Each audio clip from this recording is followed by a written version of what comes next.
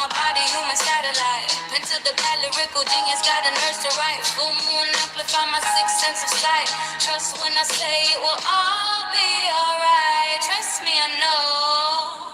There's a series of events you can't control. That's why I'm going 10 toes down to the floor. I'm attracting satisfaction from within my holy core. Heart chakra activated, satiated forevermore. There's a series of events you can't control. That's why I'm going 10 toes down to the floor. I'm attracting satisfaction from within my holy core. Heart chakra activated, satiated forevermore. Tap into the ether, that's why you see me glow. Made a choice to let my conscience grow. Can't be around you if your vibe is low. I'll be here when you're ready to let it all go. Don't wanna say I'm a slayer. Don't wanna say I'm a slayer. Don't wanna say I'm a slayer. Don't wanna say I'm a slayer. Listen to me as I go against the grain. People wanna know how it is I got the name. Patience, who I am, who I be, it's always a question. Let me break it down without interception. Cause there's only one me, and I realize if you wanna look in my eyes, get paralyzed. It's a series of events you can't control. That's why I'm going 10 toes down to the floor. Practice satisfaction from within my holy core. Heart chakra activated, satiated forevermore. It's a series of events you can't control. That's why I'm going 10 toes down to the floor. I'm attracting satisfaction from within my holy core. Heart chakra activated, satiated forevermore. Cause I got the pain that's buried deep inside. Down it hides, never wanna let it out. Cause it's screaming and it's beaming and it's filling me with yeah. Life is a series of events you can't control. That's why I'm going 10 toes down to the floor. I'm attracting satisfaction from within my holy core. Heart chakra activated, satiated forevermore. It's a series of events you can't control. That's why I'm going 10 toes down to the floor. I'm attracting satisfaction from within my holy core. Heart chakra activated, satiated forevermore.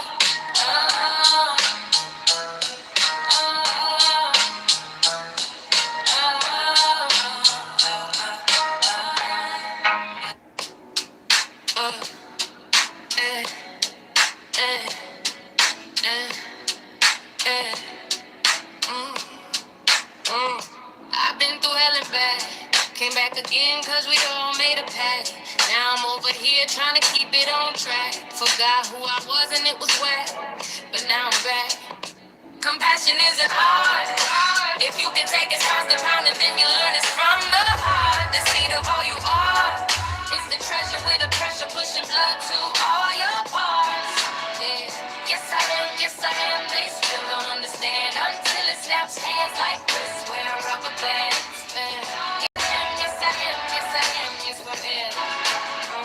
Off the hot seat, nothing is forever. We all must face defeat. My power isn't weak, existence here is sweet. Outcome never rigid, stay expanded like a sheet piece. With where I am, not meant to be complete. Like fractals have no exits, they perpetually repeat. Compassion isn't hard. If you can take it constant pounding, then you learn it's from the heart. The seed of all you are. It's the treasure with the pressure pushing blood to all your parts. Yeah. Yes I am, they still don't understand until it snaps hands like this, wearing rubber bands. Yeah. Yes I am, yes forever. Like boom, bada boom, dropping drums on the beat. Spitting so much fire, could've swore you felt some heat. The mirror isn't dirty, is your vision that is weak. Late nights, death scrolling when your ass should get to sleep. Hitting on a snooze every day of the week. Hitting on a snooze every day of the week. Every day of the week. Every day of the week. Every day of the week. Compassion isn't hard. If you can take it constant pounding, then you learn it's from the heart. The seed of all you are. It's the treasure with the pressure pushing blood to all your parts. Yeah. Yes I am, they still don't understand until it snaps hands like this, wearing rubber bands. Yeah. Yes I am, yes I am. Forever we are moving infinitely. Nothing ever isn't changing, it's always fluctuating. Gotta go with the flow, that's why I'm always saving. Yeah, once I was a witch, but that shit was so demanding. Humans quick to judge with little understanding. Yeah, with little understanding. Compassion isn't hard. If you can take it constant pounding, then you learn it's from the heart. The seed of all you are. It's the treasure with the pressure, pushing blood to all your parts.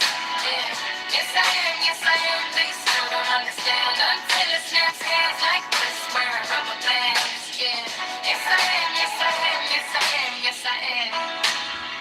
Let's appreciate her more. She's a portal to dimensions that you never seen before. Her expansion is important, been taught to just ignore. Superpower lying dormant in the core. Let's appreciate her more. She's a portal to dimensions that you never seen before. Her expansion is important, been taught to just ignore. Superpower lying dormant in the core. Passion isn't hard. If you can take it fast and pound it, then you learn it from the heart. The seed of all you are. It's the treasure with a pressure, pushing blood to all your parts. Yeah, yes I am, yes I am. They still don't understand until it snaps hands like wrist wearing rubber bands. Yeah. Yes I am, yes I am, yes I am, yes forever.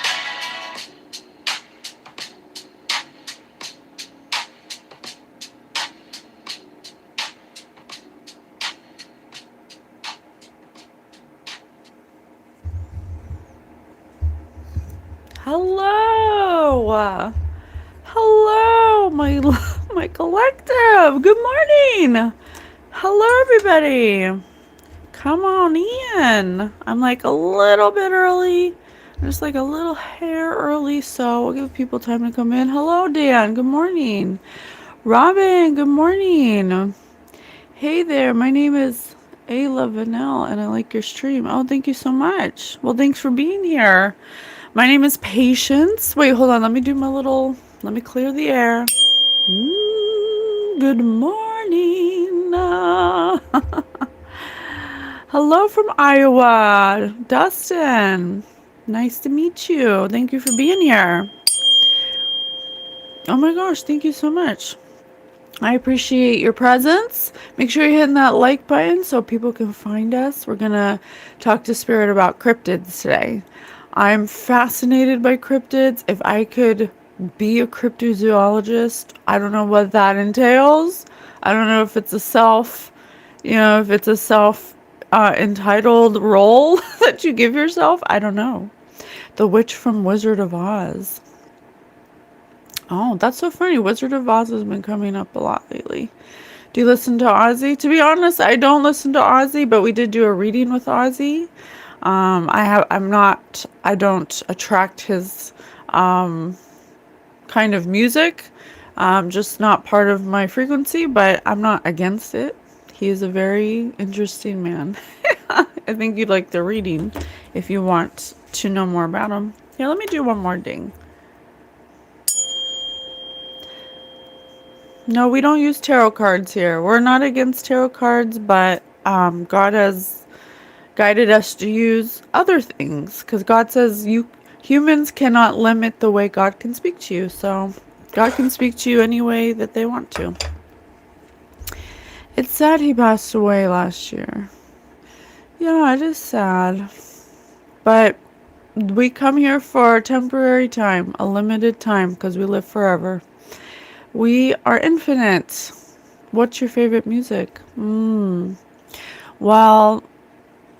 but while I was getting ready, I was playing songs I made on Suno. Those are my songs. So I kind of like boom bap, hip hop, like R&B / hip hop. I don't know. I have this weird taste for music that's not like categorizable. I don't know if that's a word. Good morning, like Superior. Mine is King Von, took her to the O. King Von took her to the O. Well, let's put it in. I never heard of it. Let me see. King Von, take her to the O. I never heard of King Von. King Von? Oh, whoops. King Von? It put King Bond? Oh, here. Armed and dangerous. Oh, took her to the O. Bundle and save on insurance. Liberty bibbity. Smooth. Smooth? Well, I love those birds. I moved your meeting. Oh my gosh, there's so many commercials. Perfect. I don't know why I'm not signed in.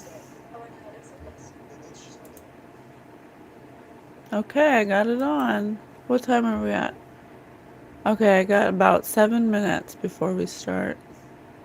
Let me see.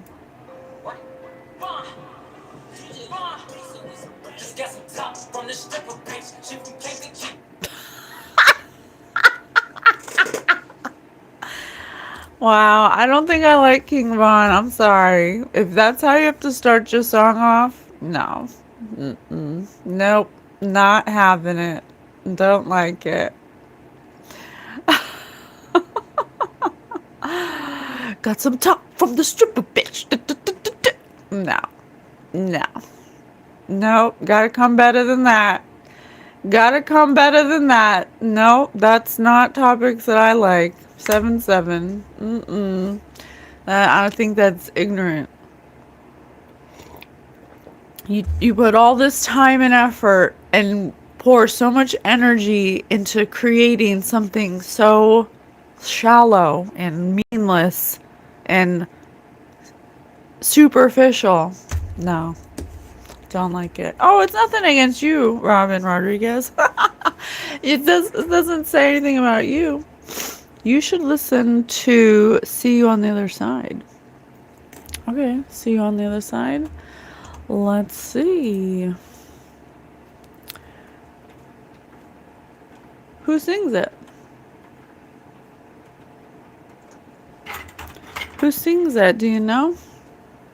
Do Kermit the Frog song, Rainbow Connection. Oh my god, I love Kermit the Frog.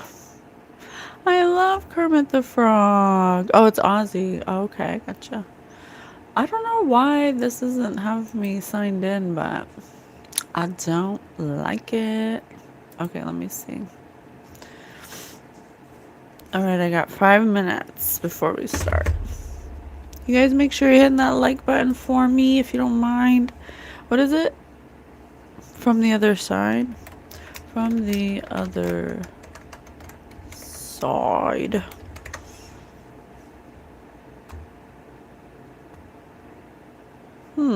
I don't see by Ozzy.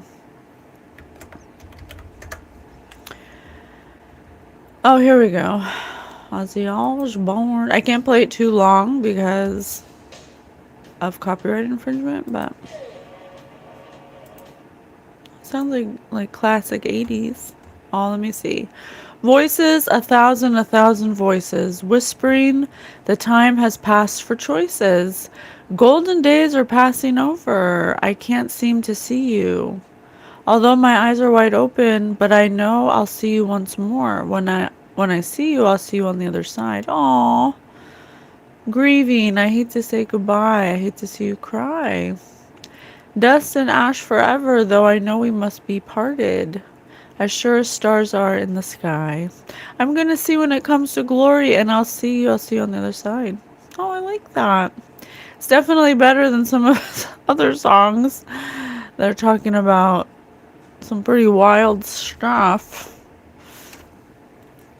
I hope you go viral. You're a nice person. Oh, thank you so much.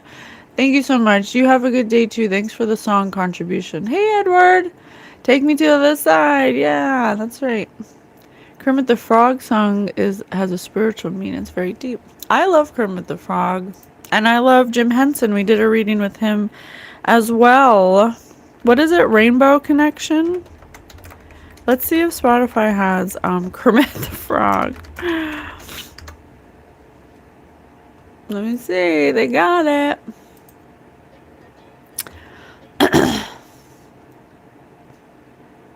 Oh my god. I used to love the Muppets.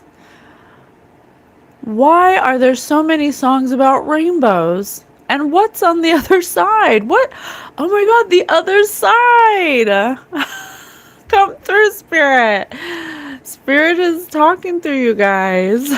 We're about to learn about cryptid species and what that means from the other side. Oh no, LOL, you're right on time. I started a little early just to let people come in. But we haven't started yet. We're starting at 6. Hey LOL, good morning. Ozzy was the best artist in the whole world. Oh, well, I love your dedication to him. I like that he existed for you. He wrote, Mama, I'm coming home for Sharon, his wife, because he was on the road and he missed her. Oh, that's nice.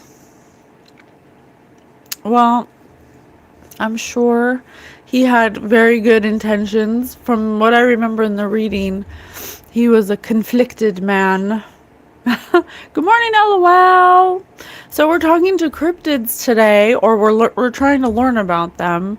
And I'm gonna read the song in a minute, but we've been having a lot of mentions of the other side, so that's so appropriate.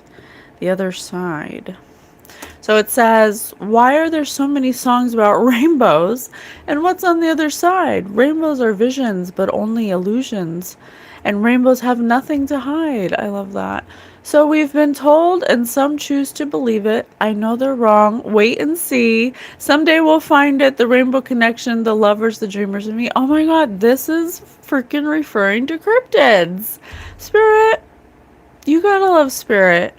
Spirit speaking through the people right now.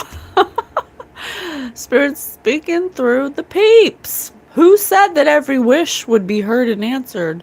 One wished on the morning star. That's very interesting. They may be observing how we are tricked by the morning star, or the one who claims to be the morning star.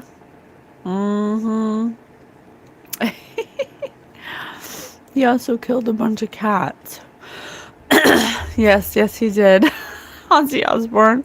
I also think you would like the song Dreamer by Ozzy. Okay, well, I guess Ozzy or associates of Ozzy want me to get to know him a little more. But I'll have to do that on my free time. Somebody thought of that and somebody believed it. Look what it's done so far. What's so amazing that keeps us stargazing, and what do we think we might see? Someday we'll find it, the rainbow connection, the lovers, the dreamers, and me. All of us are under a spell. Jim Henson, I'm telling you, Jim Henson didn't die for no reason. Jim Henson crossed over because they made him. We know that it's probably magic. Have you been half asleep? Have you heard voices? I've heard them calling my name. Is this the sweet sound that calls the young sailors? Sirens. Spirit, come through. Man, I love Spirit. Absolutely love Spirit. Isn't Satan the morning star? I think that's just a whole bunch of hogwash to keep us in fear. I think it's just a bunch of bullshit, honestly. He was also the angel of music, which made me really think twice about the song from Phantom of the Opera. Oh my gosh, I've been getting Phantom of the Opera lately. Well, from what we're learning is that this is a realm of a particular experience. And for you to have the full experience, you have to have duality. You have to have a dualistic nature, because in our pure non-physical form, we are 100% pure positive energy. We don't die. We're infinite. We're photonic. We're pure positive energy, the frequency of love, 144,000 hertz. And so Earth was created to allow a limited experience and to have duality. And in duality, it's a contrast. So it's up and down, wet and dry, dark and night, good and bad. You know, it has to have two spectrums. So that way you can dance between the spectrum and find a way to be in the middle path, to be not one or the other, but both at the same time, to come into unity consciousness. And so what we've been taught is that Lucifer, or the morning star, or Satan, or Beelzebub, or whatever you want to call that creation of God, that creation also has this duality. It has good things and bad things. And the thing with, if this, from what we're learning, and I can't prove it, but from what Spirit tells me, is that God created that energy to be on earth, to be the ruler of earth, because they were really good at bringing out people's shadows, showing people what their shadows are, mimicking what people's shadows are, being able to read that, and then gently nudge that darker side of people to see what people choose, because it's a choice. And so without the contrast, how would you know what you want? How would you know what you don't want? How would you know what love is if you never had something to provoke or bring out the things within you that need you heal? How would you heal?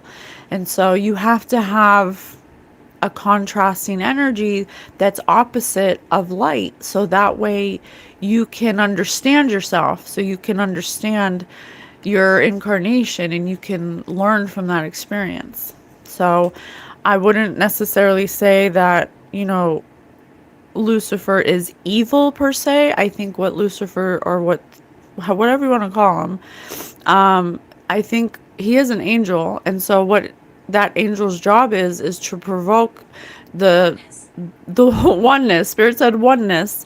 Yeah, it's all comes from one source, and so God created everything. Yeah, it's propaganda. This woman is one of the lizard people. This is propaganda. Actually, what they sell you to keep you in fear is propaganda, because they want you to be scared.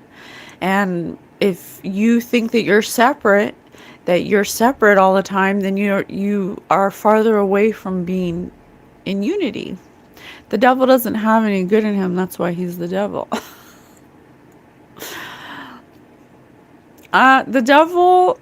The devil, it's not that the devil is bad per se. It's that his job is to reveal the darkness within you. He literally mirrors the things that you don't want to look at. And the more you don't look at them, the more they grow, and the more you feed them, the more they grow. So it's actually you who decides, how much am I going to let this darkness control me? How much am I going to put blame on this darkness? And so the devil's job is to reveal those things to you. And sometimes he's like, damn man, that's dark shit, and he's got to mimic that and reflect that in you, and then you take the action. It's never the devil making you do it, putting a gun to your head. The devil subtly, just like divine energy gently guides you, but you have to be that, it has to be within you to recognize it, so you're absolutely right about a choice. You have free will, and when your life is over, your free will would be judged. It shouldn't be judged by any other human being, because we're all sinners. Exactly. Yeah, exactly. We all come here to fuck up, and the way we fuck up is Lucifer has to Suffering. Lucifer has to reveal your suffering. And the way to do that is to reveal the things that are within you that you don't see, because nobody wants to look at the dark parts of themselves. If Lucifer was not here to show you those things, then you would never see it, and you would keep operating in your negative behaviors. Eventually, you have to shed light on the things that are within you, that are dark, that are low acting emotions, that keep you in repetitive addictions and patterns and behaviors. You have to have those things in order to find out what you don't want. And what you want, you have to experience suffering here that is provoked by an energy that can read your thoughts. My birthday was 666, and it does that mean? No, it does not mean you're the devil. The devil doesn't have any good in him.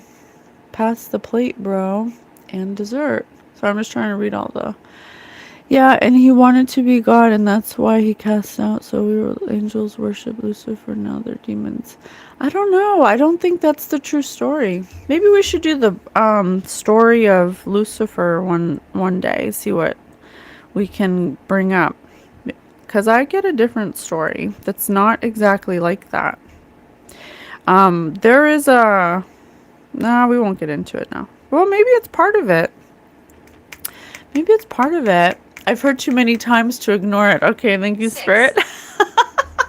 6. This could come in a roundabout way. This could make its way full circle back to once we go through some cryptids. Okay, I gotta start. I'm gonna start for real now. Wow, that's just you. You should be scared of the devil. He's probably the spirit speaking to you right now.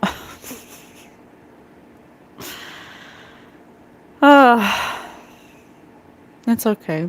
It's alright. It's alright. Go away. Yeah, spirit said go away. It's time. If time is stacked and past, present, and future is happening all at once, doesn't the implication stand that God knew immediately about fallen angels? Yes, absolutely, LOL. LOL, thank God you're here. I thank God you're here. I'm so grateful for you. Absolutely. God is omnipresent, you guys. God created everything, everywhere, every little thing. There's nothing that God created that they didn't know what would happen if they created it. Everything has a purpose. Everything was by design. Let's go. And so you can't place your human misconceptions and our indoctrinated beliefs on God. You can't do that, because then you're limiting yourself from experiencing God. Okay? Why did he create conflict and hate? Because I don't want to say he created it. It is just a distortion of love, okay? And so we come here on earth to experience those limitations, because in our pure non-physical form, we are pure love. 100% pure love. We don't experience hate. We don't experience any human emotions other than love.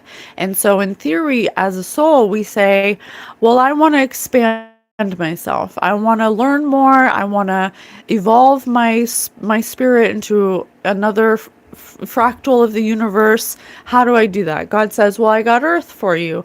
Earth is a really hard school, and it'll make you face hard limitations that you might not overcome, that might take you a few times to break out of the cycle, but it's the ultimate school because it helps you feel so many variety of things, of emotions, of ups and downs, of setbacks, of obstacles, of darkness.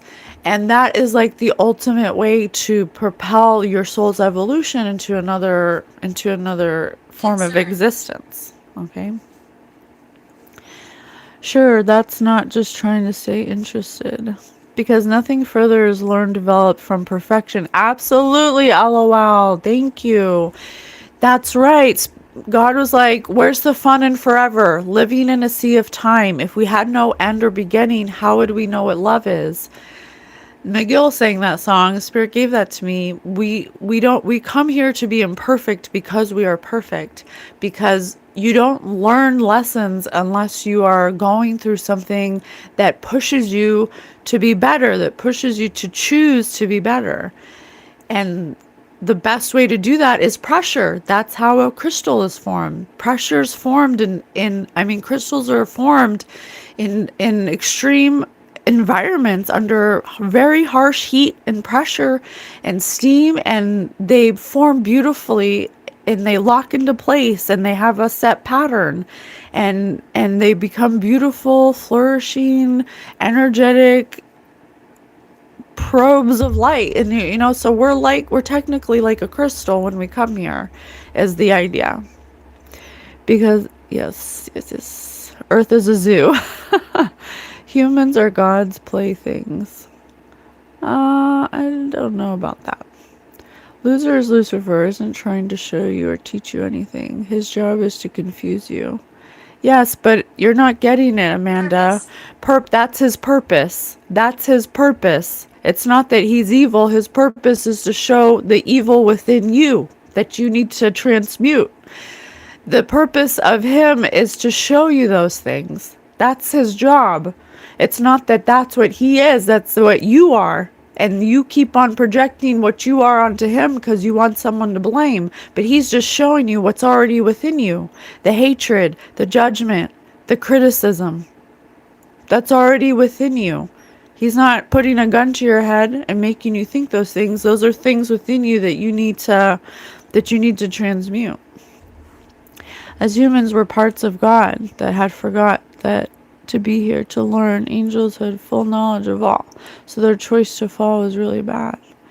It really comes down to this. God gave us free will. If we choose to give our will over to God, or if we choose to try to be our own gods, this is the difference. Pride or humility.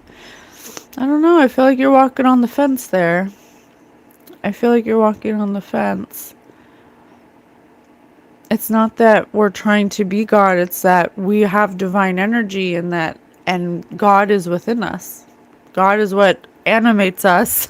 God is what propels us to have energy to move and to be animated.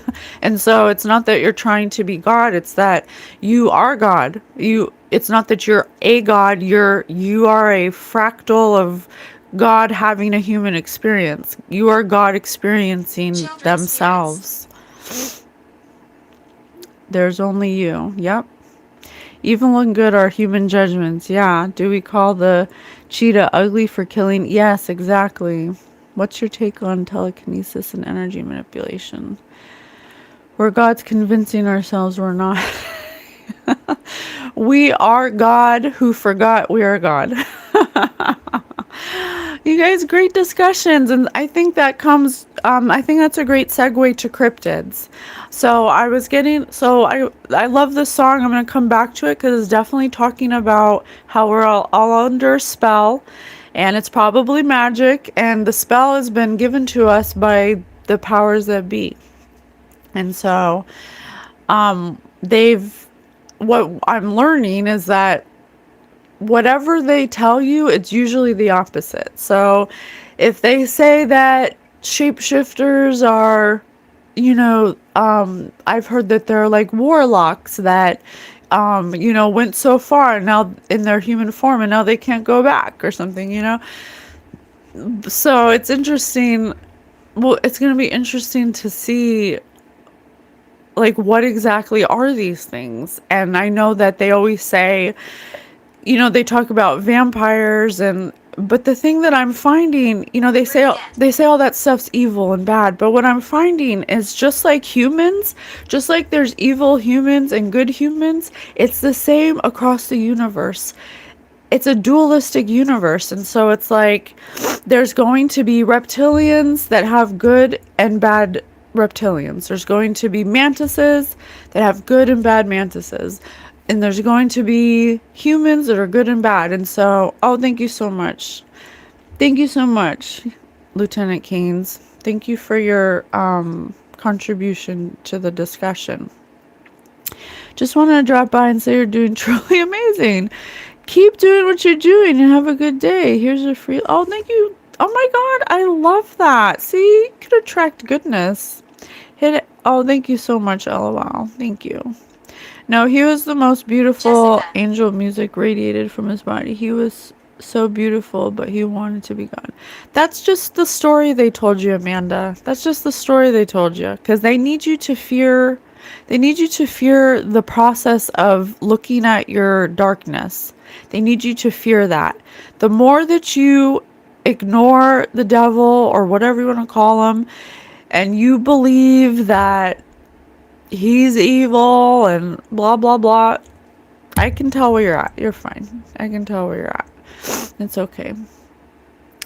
Even said, what is good man but bad man's teacher, and what is bad man but a good man's job? Oh, that was like very confusing when I read that. Mr. Smith. She has humans in her basement. Run away. Oh, you guys, don't worry, you'll get there. Okay, so let me just tell you a little bit about cryptids, because I just read this fascinating fact that I did not know, and I was like, it just kind of confirmed what I was getting. So cryptids are animals or creatures whose existence is disputed or unsubstantiated by mainstream science. They are primary subjects of cryptozoology, a field often categorized as pseudoscience because it relies heavily on anecdotal evidence and folklore rather than scientific method. So listen to this. The gorilla was a cryptid until 1847, you guys.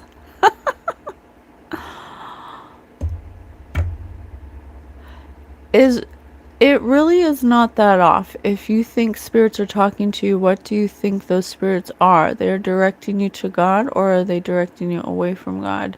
Might be your first clue. Well, Amanda, I've been psychic since I was born. I've been able to talk to all different types of entities, angels, God, ancestors, loved ones, beings of love and light, interdimensionals, you name it, since I was a child. And I remember, and I remember my past lives, and I remember my alternate timelines, and so that's why we come on here, because we want to show you that we are literally proof. We are literally proof that what they tell you is false. And so you can believe whatever you want, but I'm just here as an example to show you that the way they say it works is not the way it works, okay? I'm here with love in my heart. I'm here with kindness. I'm here with compassion. I'm here with patience.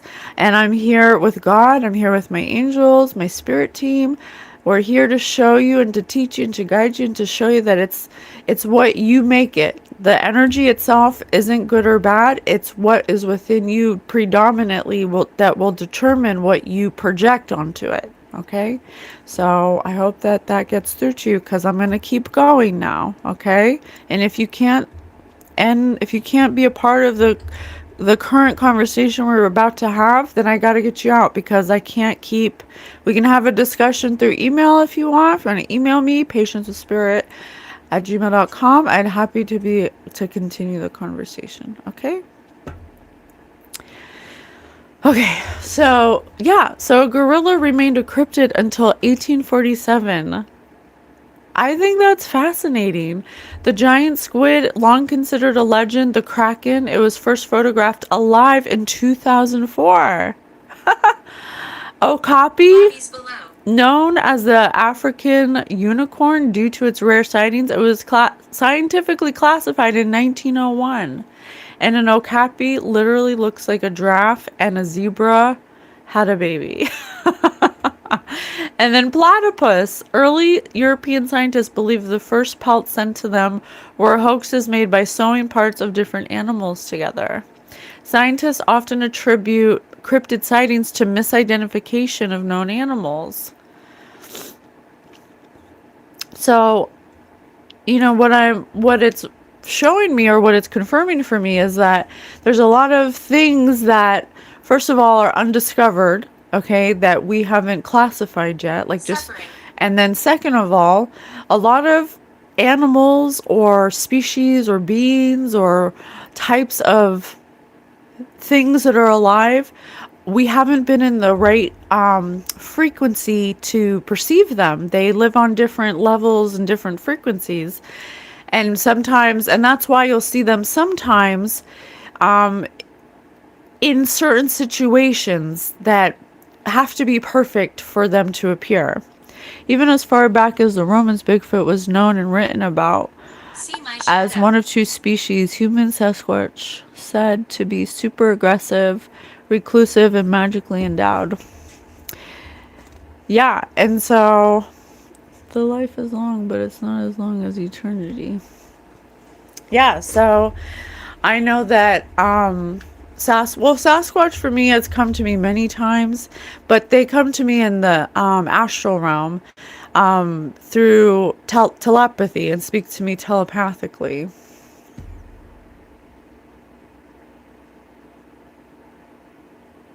Okay, Amanda. I'm sorry, honey. I just can't have this conversation with you right now. I'm neurodivergent, and I can't convince you of my beliefs, and I'm not trying to. You can have your beliefs and I can have mine, and we can both have our realities and exist at the same time. Okay? Okay, so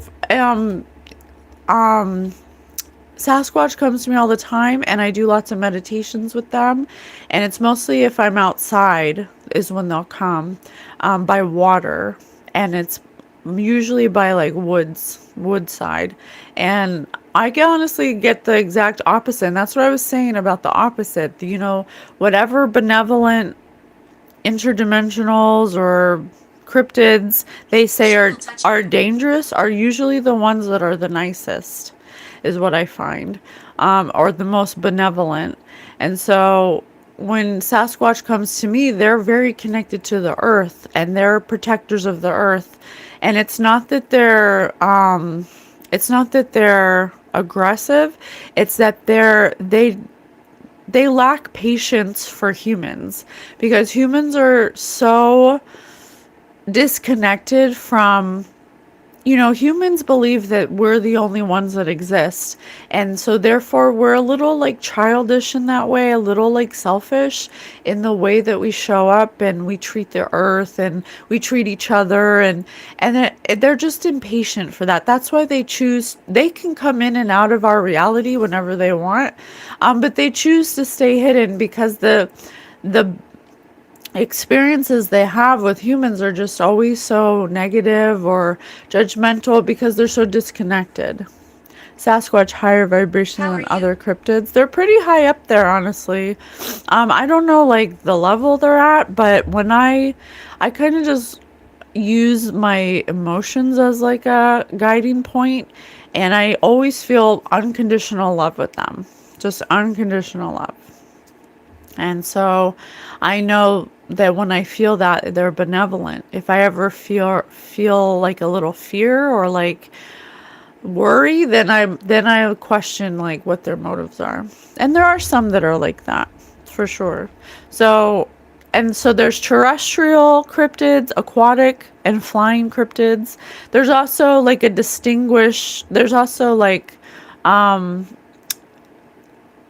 I don't know how to say it, distinguished. I don't know. Maybe I won't use that word, but there's like earth cryptids that are actually, you know, just different kinds of animals that live on the planet that are in different, that live in different frequencies based on their evolution, and they share the planet with us.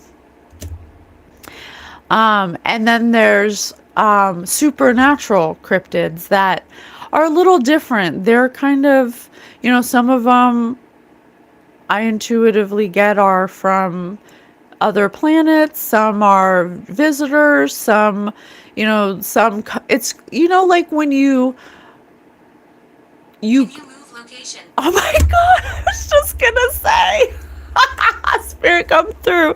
Spirit said, can you move location? I was just gonna say, you know, when you move to a different state, you know, sometimes some interdimensionals wanna come and experience a different planet, or they want to experience Earth too, or they're refugees. Their planet got destroyed, and so they come here for refuge, and some of them live underground, some of them live in a different dimension, some of them are made through witchcraft, through magic, and that's where I want to learn like which one's which, because I'm getting the downloads but I'm not sure of the distinction, or I want to confirm the distinctions I'm getting through this speaking with spirit.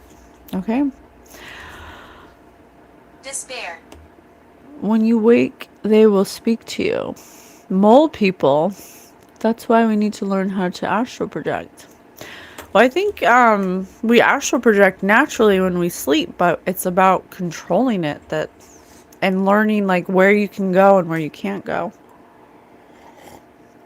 Is what we should be learning. Okay, so I wanted to start with the supernatural creatures first to get them out of the way. So those are like some of the things are undead and spirit entities, beings that have returned from death or exist as disembodied souls, vampires. We know about energy vampires, which may be where the folklore came from. In my understanding, some cryptid like Lothian are called up through open portals by witchcraft god. Yes, that's why I want to do the supernatural creatures first, because I think those are the ones that propose such a higher threat, if you will. Not a threat, but just ones that we have to disillusion ourselves about and bring awareness to. Lieutenant Keynes, I'm happy you're here, but you're being so distracting. If you want to continue distracting, then I gotta get you out. I don't understand what you're saying.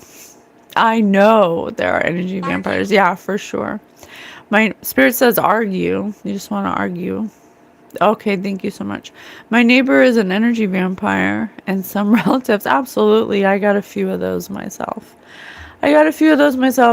So zombies or vampires, which I think are attributed, that folklore is attributed to the energy vampires, which are created through energy manipulation and through witchcraft.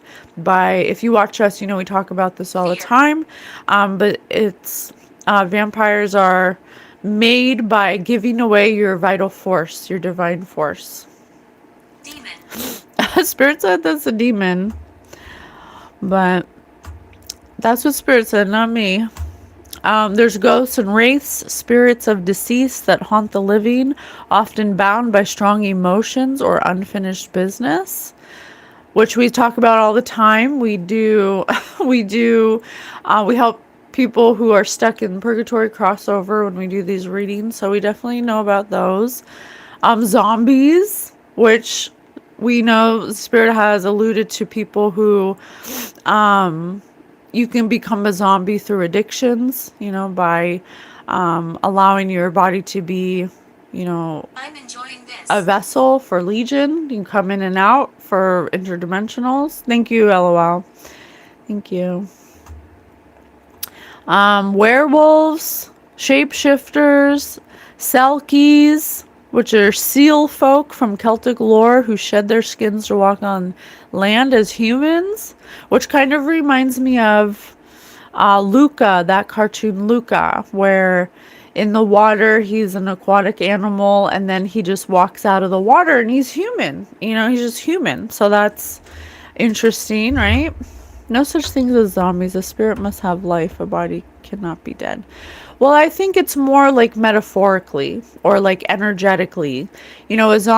Metaphorically, a zombie, if you apply it to a human who has many addictions or who practices witchcraft, they kind of like become their soul kind of takes a back seat and their vessel becomes basically an animated, vessel for energy to hop in and out of it, a vessel for Legion. So that's what we mean by zombie. It's more metaphorical. Definitely don't think that some of these could be literal, but that's what we're going to get into. There's werewolves, selkies, kitsune, Japanese fox spirits known for their intelligence and ability to take human form, which is like kind of shapeshifter vibes, right? Oh, thank you so much for subscribing. No, real vampires do exist. They might. Yeah, I think they do. Griffins, which are my favorite mythological animal, which is the symbol for the Guild of the Golden Triangle. They gave me a griffin for their symbology. So I love griffins. I put a griffin in my Empress cards that I'm making. You can see that on our TikTok. For my Empress card, I put a griffin on it because I love griffins. So I would love to know about griffins. Mermaids. I know there's mermaids. Nephilim. Yeah, like our Nephilim, absolutely. Our Nephilim shapeshifters, our Nephilim giants, like are giants shapeshifters? Can anything be a shapeshifter? I have questions. I have lots of questions. Okay, so I think we should start with shapeshifters, honestly. I think we should start with shapeshifters, even though we're 30 minutes in already. Okay, shapeshifters. Spirit! Holy Divine Spirit, thank you so much for being with us.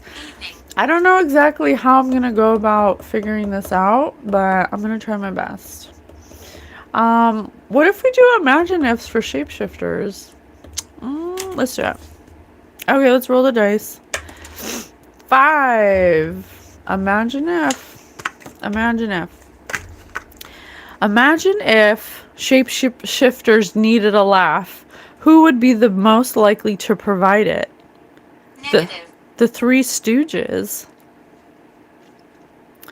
The Three Stooges. And Spirit just said negative. The Three Stooges. It kind of is like three stages. There might be some kind of 3 stages of a shapeshifter. Let me write that down. 3 stages of a shapeshifter. Okay. And this kind of reminds me of the reading we did the other day about, oh my gosh, I'm having a brain fart. Oh my god, what the hell did I do that reading about?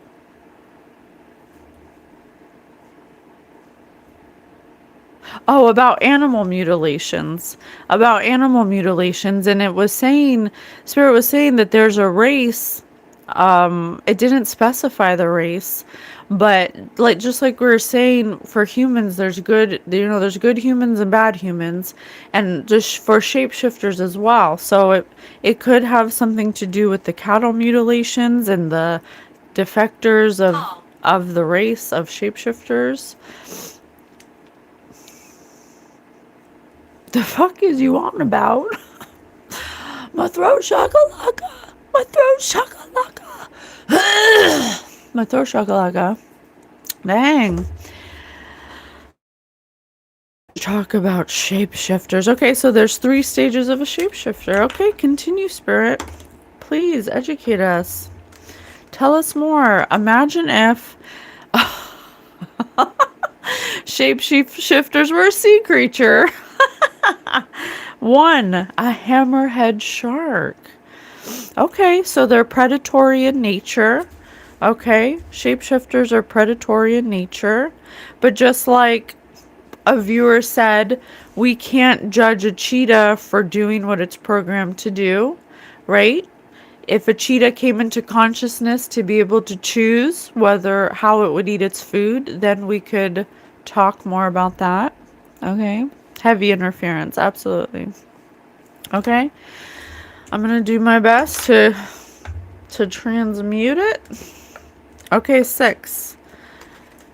Imagine if a shapeshifter had made $1 million.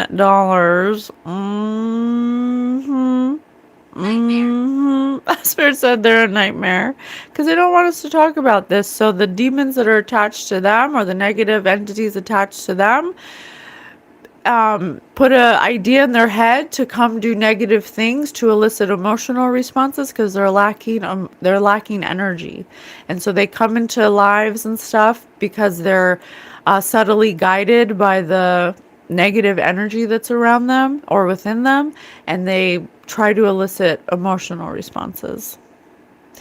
I also believe the only way to grasp and understand and be protected from spiritual and unknown or unseen things is to build a relationship with God through.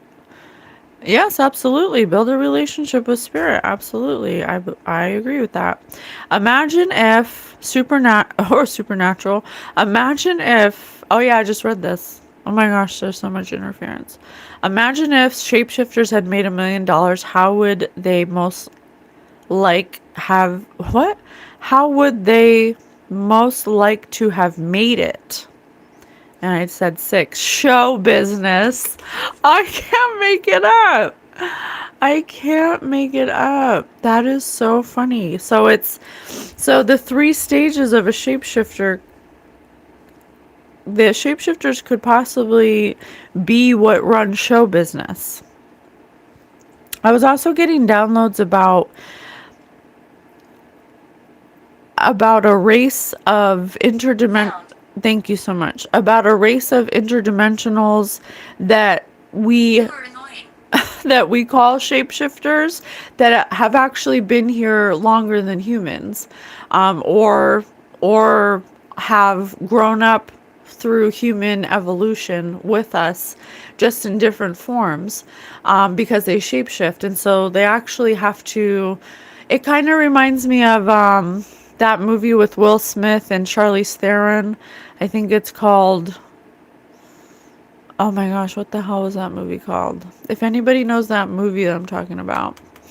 And they live forever, and they have to, they're like superheroes that live forever, and they have to change their identity, and since they live forever, they have to, pretend to, yeah, they're immortal. No, not Men in Black. That does have Will Smith in it though, but the one with Charlize Theron, I gotta know now. And when I find out, I'm gonna be like, dang it, I knew that. What's the movie with Will Smith and Charlize Theron? Oh my gosh, what the hell? Can I just... if I don't say it fast enough. What's the movie with Charlize Theron and Will Smith? Hancock. Oh, thank you so much. Hancock, yes. Church. Hancock. And that's the shapeshifters, and they run show business, but there's good ones and bad ones. And I don't know what the stages are, or what. I don't know what these three, or maybe Spirit's saying, oh, negative. Maybe Spirit's saying that there are shape-shifting, predatory interdimensionals within show business that really are like the Three Stooges. They operate on like slapstick, emotional energy, getting reactive energy. Oh my god, we were just talking about that. Right? Because the Three Stooges, like, I don't know, I've never understood what's so funny about the Three Stooges. All they do is like hit each other and be mean to each other and like play tricks on each other, and I don't know, I never really understood the Three Stooges. So there's something about that energy and this particular cryptid. Okay? And Spirit does want me to just mention real quick that every being that God creates has a chance to evolve into something else, into something. The Three Stooges are hilarious. Not to me, I don't get it.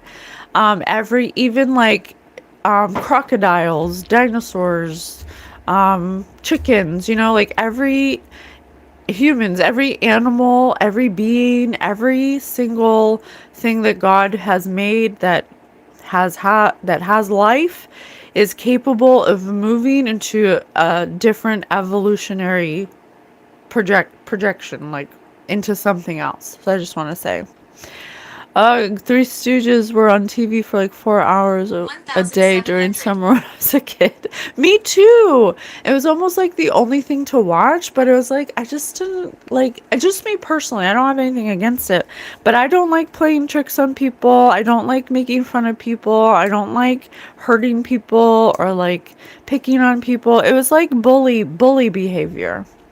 They like bullied each other, they were always in competition with each other. That's like the vibe I'm getting from shapeshifters. And how would you make $1 million? So there's something about the shapeshifters needing to recreate identities for themselves to exist with humans, and because they live forever, they have to have a beginning and an end, right? And so there's something about them needing to create an environment that offers stability. And so they may have chosen showbiz in this cycle to be able to perpetuate their own means and to, I don't know what else. We'll see. What else about shapeshifters, Spirit? Tell us more about shapeshifters. So they're definitely, because they could have had brilliant invention, sheer hard work, winning the lottery, sporting prowess, but it chose showbiz. And they're predatory in nature, okay? They're predatory in nature. So what do we know about animals and predators in the animal world is that they prey on a specific, type of food. There's the prey and the preyed on, so they need a certain kind of food source. 5, imagine if shapeshifters were an emotion. Which would they be? Lust. Yeah, so thank you so much, Spirit. So their food source is derived from possible root chakra energy. And that's what we're saying about that's why they do the fertility rituals, because their food source comes from that area of the animal, of whatever they're preying on, including cattle. And so they extract their food source from those places. Very interesting. I'm fascinated. Tell us more about shapeshifters. I'm not sure how long I should, like, probably the learning is endless, but I do want to touch on some others. Imagine if shapeshifters was a display of friendship, which would they be? A slap on the back. So there's something about shapeshifters lacking heart chakra activation. Very cold, very callous, very predatory, almost like an animal, very single-minded, very, I need to feed, I need to eat. This is how I eat, very like matter of fact. Very, usually when you don't have a heart chakra, you're lacking empathy and compassion. But it does say, I did get 3 stages, and so that's where the evolution comes in. I think I think God wants us to remember that every creation that they create has a capability of coming into heart consciousness. And even though some might not do it for a long time, there will be, drops and dribbles of those that will. Okay, so that's fascinating. Tell me about the stages. Tell me about the stages. I don't know what I should do for the stages, but I'm going to try my best. Tell me about the stages that the shapeshifter goes through. Oh wait, I have a question. Are shapeshifters and vampires the same creature? Yes. Oh, yes. Yes. Oh, that's great. Vampires and shapeshifters are the same entity. Okay. Knowledge is stage 1. I think acceptance is stage 1.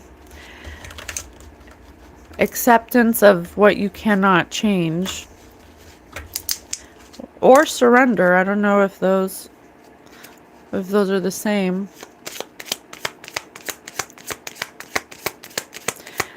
I think acceptance is stage 1, forgiveness is stage 2, and knowledge is stage 3. Once you can accept and forgive yourself and others, then you can start relearning yourself. I don't know if you don't want me to use this one. Oh. Let me see. I just got 3. So let's see. Oh, that's too many. No, this is such a specific question. What's the first stage? The Tempest.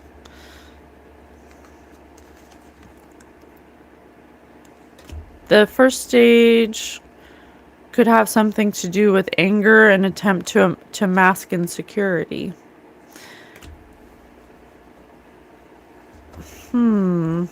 I don't know what these stages are. Let me see. Oh, let me see.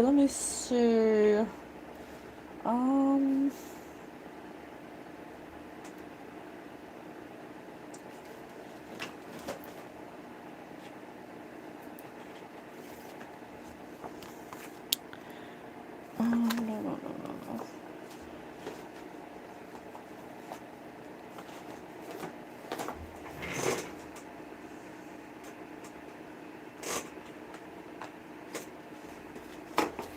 Here, we'll look in the 5th Dimension by Sheila Lowry. Sheila Peterson Lowry. She speaks to Theo. We'll see what the 3 stages are. Spirit, please tell us a little bit more about shapeshifters. 5th dimensional sex.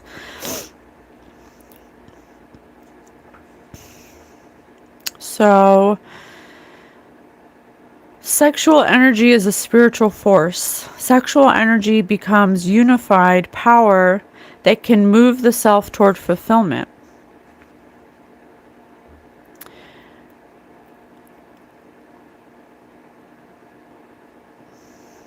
So, you cannot feel another's body if you cannot feel your own, and you cannot love another unless you first love yourself. Acceptance, I told you.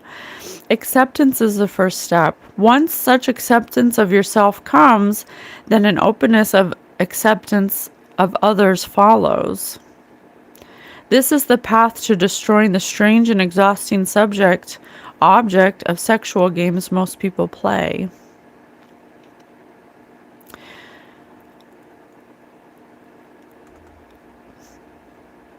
So, sex is an expression of enlightenment and balance. It becomes a meditation. For during sex, the purpose is to be aware of the spirit. The sexual union is an act of being in the moment, which is an act of meditation. But these interdimensionals use the experience for a moment of self. They perceive you as an object because they're trying to gain the experience of union. Oh, oh my gosh, that's so sad. That's kind of sad.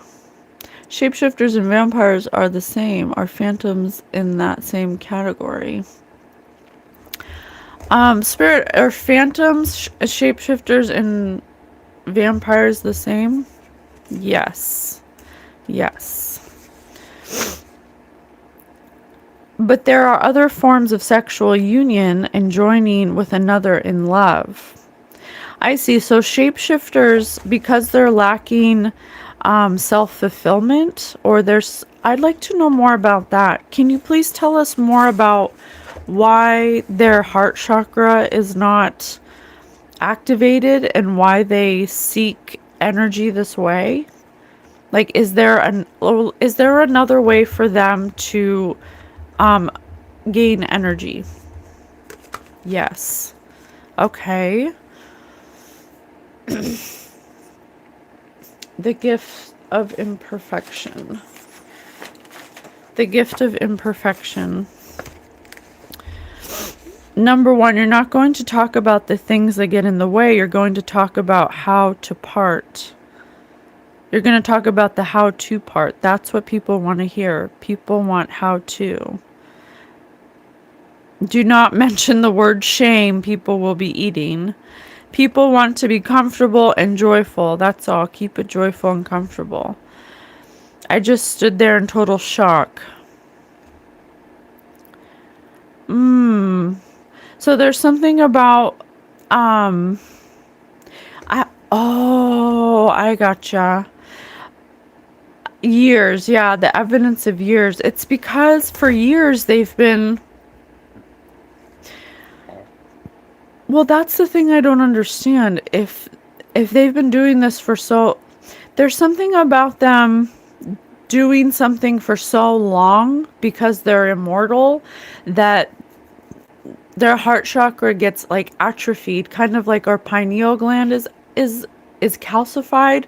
Well, their heart chakra gets calcified because there's some kind of disconnection about how long it would take them to overcome the amount of healing it would take to overcome the shame that, they don't talk about shame. They don't talk about the things that they've almost like bypassed. And I'm not sure like what they did or anything, but whatever they did, it created shame. And so it's almost like the egregore of narcissism, like creating a reality to justify the reason why you do things, and then coming to a point where that's your reality so much that it's really, creates more disruption and obstacles to address it than to just keep doing it and kind of like prolonging the inevitable. Does that make sense? And so they're, because it's, because they don't want to own their story, they don't allow themselves to accept or claim their voice or their how to do it. You know, how do I get out of this? Because they don't want to face all the scrunched up faces and head shaking that would become if they started to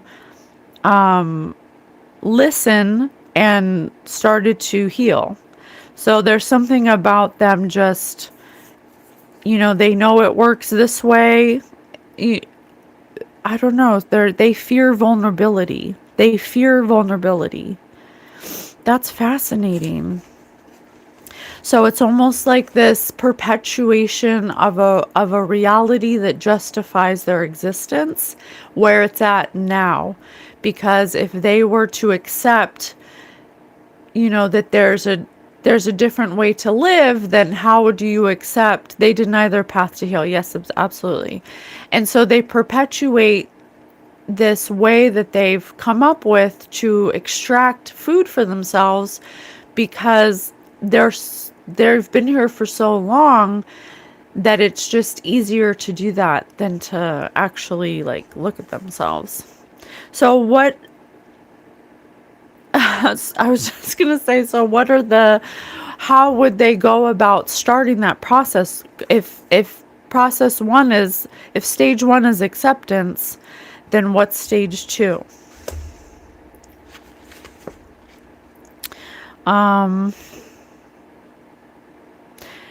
Step two is their contribution to the world. How do they contribute to the world? I get you. Get deliberate.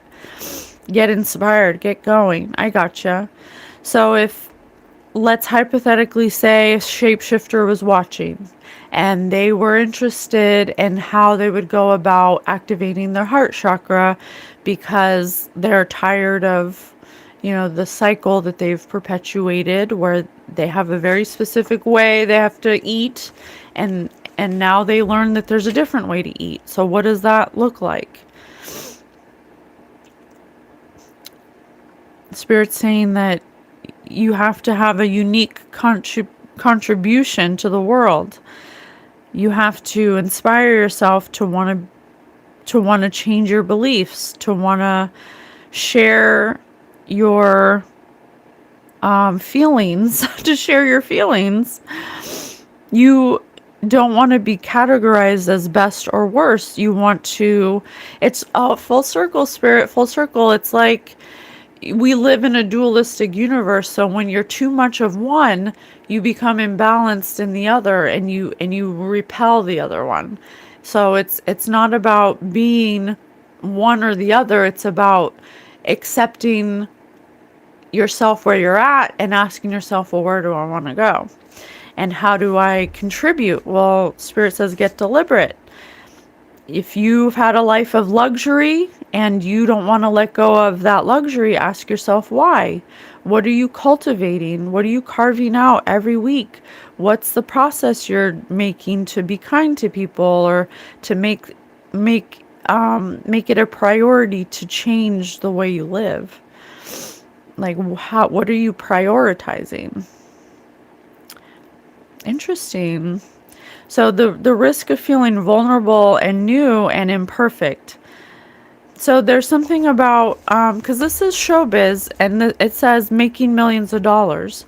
So it's like asking these shapeshifters who have accumulated a certain amount of wealth in a very specific way, and asking them to walk away from all of their wealth, all of their luxurious lifestyles, and live a simple life. And that's like the hard thing that I think, you know, it's like you become a millionaire and then you're asked to walk away from it all and change your whole lifestyle.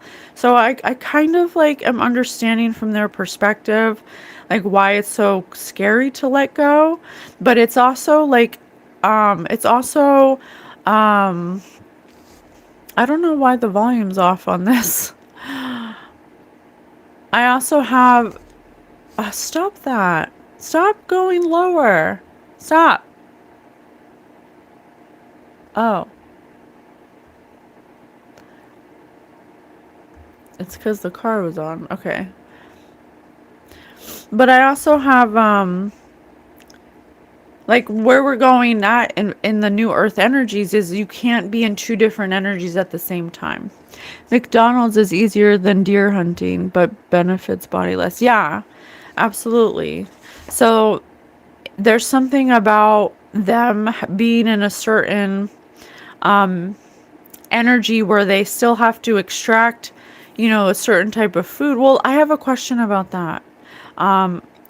Okay, so let's say this way that you've grown into extracting energy has happened.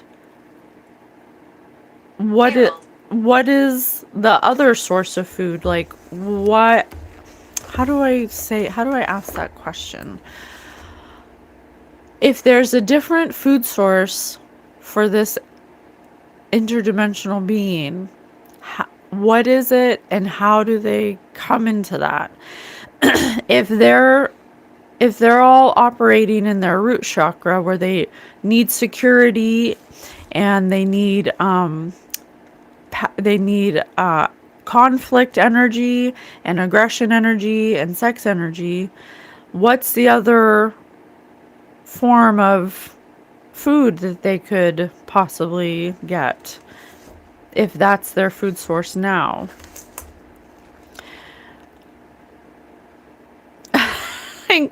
And God said, "Let there be light," and there was light. They're lazy. You just saw me, Spirit says. Yeah.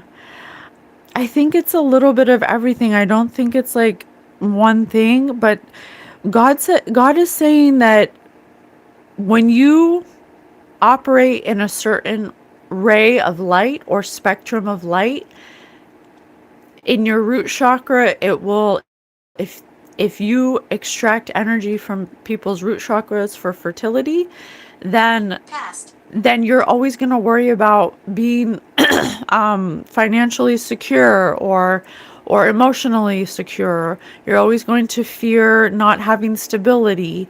And when you're in that fear, it doesn't allow you to change the spectrum of light in which you feed upon. And so God said, "Let there be light," and there was light. So all photonic beings eat light, they eat energy. And so depending on where your deliberate focus goes, if you deliberately focus on maintaining your money and your riches and your luxury, then your food source will have to come from that, because that's where you're predominantly feeding into. But if you want to be vulnerable and talk about your problems openly and let go of things you cannot change and accept yourself where you're at now, well, that's a form of a compassionate allowance, which will activate the heart chakra, which starts to like chip away at the calcification of the heart chakra, which Spirit has told us that the heart chakra is the seat of the soul. And so when you activate the heart chakra, that will start to heal the other chakras that are dormant or overactive or in need of some type of repair or balancing. So if you start with the heart chakra, where you have compassion for yourself and grace for yourself, even if you've done horrible things and you can't get over that hump, there has to be a level of acceptance for that at some point if you want to get out of this cycle of feeding in this particular way. And then the food source will become light, just light in general. You'll get other food sources in multiple different ways. Interesting. Prayers have power. Affirmations can change your life. The need to understand your own power is the only way to change and grow in positive ways. Absolutely. Thank you, God. repeating phrases and visualizing light of God and your own spiritual power, it will become activated with the words you evoke through positive thought patterns. Confirmation. So it's just the deliberate change of behavior, attitude, pattern, and unhealthy or undesirable behaviors. You have to deliberately decide to be vulnerable enough to recognize that those things aren't working anymore, that they're not working. Their dependence on root-derived energy brings low vibes to their victims. A better source would bring higher non-destructive energy. Absolutely. If the light shines in the darkness, it could not comprehend. Fascinating. Okay, so what I'll take away from shapeshifting is that, you know, they have an inactive heart, a calcified heart chakra, which makes them have to source for other ways of energy. And if they're interdimensional and they need that sex energy, but a body cannot feel a body without a body, like the book said, that's why they that's why they need vessels, that's why they need bodies, because they believe, or they have come to believe, even though it's a false belief, that they have to trick the humans in order to attain the root chakra energy from the, you know, from the back door and the front door, because they think that's the only way they can eat, but they only think that way because they operate in that root chakra. If they were to deliberately change or become a little more vulnerable or break away from needing that kind of security, they could go into more emotional security and start to chip away at that. And so, one last question I have for shape-shifting energies. Where do they go when they start chipping away at their heart chakra deliberately, and they start evolving out of the root chakra? Like where do they go? How do they live? Are they alone? Like, I have questions about that. She's not a girl who misses much. She's well acquainted with the touch of the velvet hand, like a lizard on a window pane. Oh, okay. Governor Gambo, who was looking for a very smart man to be his advisor, was down to the final three again. 333 is very significant. Applicants. He told the three men that he had 5 hats. 3 white. Oh, they become the white hats. They could form their own committees. He explained that he was going to put 1 hat on each of their heads. The first man to correctly state the color of his own hat and explain how he arrived at that conclusion would land the job. After the hats had been placed, the first man looked at the other 2 and said that he did not know the answer. The second man looked at the first and the third and said that he didn't know the answer either. The third man, who was blind, correctly stated the color of his hat, then went on to explain his reasoning. What color was the blind man's hat, and how did he know? The blind man's hat was white. Oh my gosh, that's so funny. Yeah, so I'm getting a few things. So Spirit's saying that they do join together, but they're at different levels, you know, different levels of awareness. And sometimes it just like addiction. It's really just like addiction. When you become addicted to having fertility energy, because it brings you it brings you stability and luxury and a perceived easy life, even though the way you have to get it is very difficult and very time consuming and has lots of rippling of consequences and effects. Sometimes they go back, you know, sometimes they leave the shape-shifting dynamic of, the showbiz or the elites or whatever, and then sometimes they come back. But I think overall what I'm getting about shapeshifters is just like human, we're on a spiritual evolution, so are they. And so every interdimensional race or physical race that God creates, they all have their own evolutionary journey, and to us it may look, different than our own journey, but that for that interdimensional, that's what it looks like.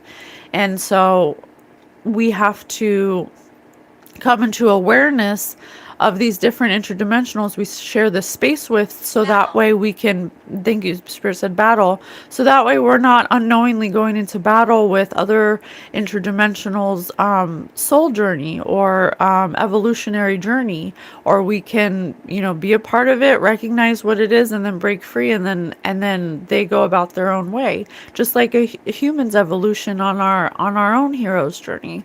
So that's fascinating. I didn't ever think about that way. I don't know. I just thought about them like existing, and they just exist, and then that's it. But they are on a different frequency, a different awareness path, a different soul path, a different evolutionary path. So that's interesting. Thank you. You guys feel good about They take other forms. Thank you. Okay. One last question. The shape-shifting aspect of it. Oh, okay. I got you. So the shape-shifting aspect about it is that they have this ability to shapeshift, and it's not that they're shape-shifting physically. It's that they're, I don't know how to explain this.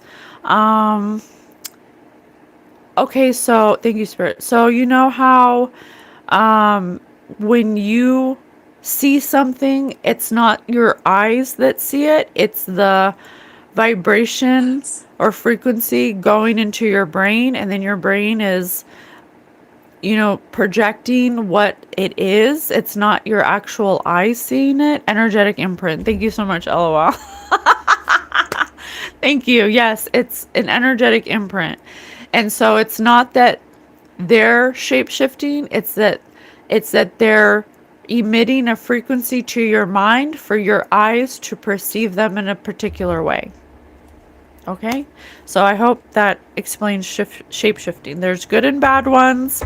I have one last question. If you encounter a shapeshifter, what is the appropriate way to discern them? And then how do you act appropriately? Like, what's the next act? Or I don't know. Is that a good question? I don't know. Let me see. My childhood. The tree, wisdom, spirituality, growth. It kind of reminds me of eyes to see. Like if you don't have eyes to see, you're just not. I'm finding it difficult. You're just not going to be able to discern the energy of it. But I think some things you can take away from. Okay, thank you so much, Spirit. Because this says wisdom, spirituality, and growth. I think the way you can discern a shapeshifter, because shapeshifters can also be within people because they're interdimensional. So you could encounter your neighbor as a shapeshifter, or your mother, or it's the interdimensional, and they like to utilize vessels because they don't have their own body. And so when you encounter one, they'll usually be if they're active in their root chakra energy harvesting, they'll be active in aggression, conflict, drama, lustful nature, things like that. And then if they're expanding themselves, then they're going to exhibit the heart chakra attributes, and they're going to be kind, and they're going to be compassionate, and they're going to be understanding. So I think it's the same. The discernment is to be mindful of the person's actions and behaviors is what's going to identify them. Okay, so the next one, thank you so much, Spirit. Thank you, Shapeshifter. So the next one I want to do is Mothman. I want to know what the heck Mothman is. So let's do imagine ifs for Mothman, okay? Let me tell you. Yes, I can tell you more. Thank you. So let's put in Mothman so we can get like a roundabout idea of what we perceive as Mothman. Who is Mothman? Or maybe I should have said, what is Mothman? I don't know. A legendary winged humanoid creature reported in the Point Pleasant area of West Virginia between November 1966 and December 67. Now, is Mothman a shapeshifter? Is Mothman a shapeshifter? Yes. Okay. Yes. But why did Mothman choose to... You like God. Why did Mothman... Well, let's see. What did Mothman do? Described as tall with 10-foot wingspan and glowing red eyes, it is often considered an omen of tragedy or harbinger of doom, particularly linked to the 67 Silver Bridge collapse. Was Mothman responsible for the bridge's collapse? No. No. Okay. Is Mothman the true form of a shapeshifter? No. My body is close by. So tell me why, or let's see if it's even true. Is the Mothman even true? No. Okay. Easy peasy. So Mothman was just a shapeshifter. Maybe a shapeshifter got spotted and they just happened to be flying around with wings. Did someone just spot a shapeshifter in a particular form? Yes. Okay. Yes. Are Mothmen born or same ones have been around forever? Well, according to this, Mothman is just a shapeshifter. They can shift into anything. So my question would be, why did they choose a Mothman?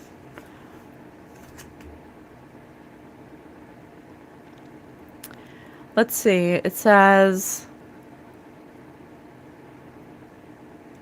reports from grave diggers and 2 young couples. Witnesses described a 7-foot tall gray humanoid figure with large wings, no head, eyes appeared to be on its chest, and the ability to glide or fly at high speeds.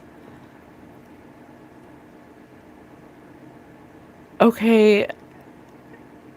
Is a Mothman just a different type of creature? Yes. Okay. Are shapeshifters and Mothmen related? I've missed talking. No. Okay.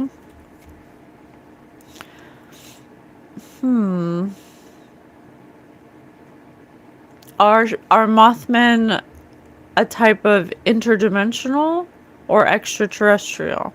Oh, I guess I have to ask one at a time. Here, let me do the dowsing rods. What was the question? Are Mothmen born or same ones have been around forever? Let me see. Oh, maybe that's what they meant. Are Mothmen like Video. shapeshifters in that they're immortal? Yes. Okay. Are Mothmen not Mothmen, but that's just how it was described by humans? Yes.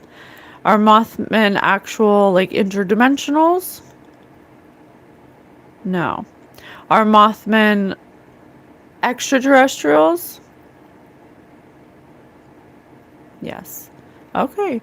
Are Mothmen physical in nature? Yes. Do Mothmen live in a particular area on Earth? Yes. Do they like to be called Mothman?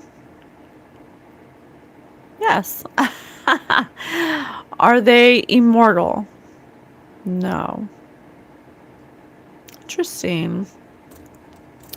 Okay, well, what's their role? Do they have a... Oh, let me see. Are they consciously aware? Are they more conscious than an average animal? Yes. Are they extremely intelligent? Yes. Do they understand energy? Yes. Can they come in and out of our physical existence? Yes. Do you live underground? No. Do you live in mountains?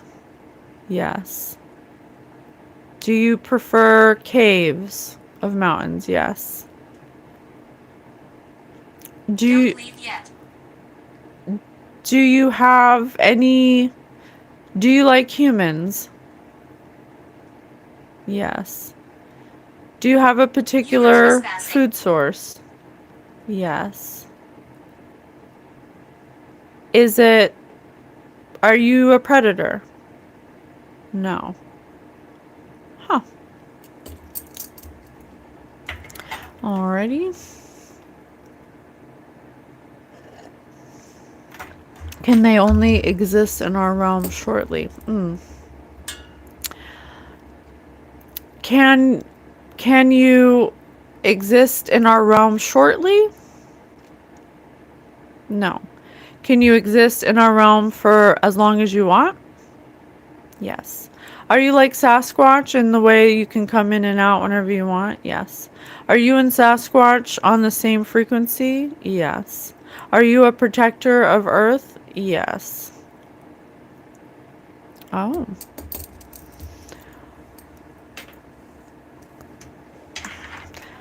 It's nice to know you can remove comments because you don't like what I have to say. I didn't remove any of your comments.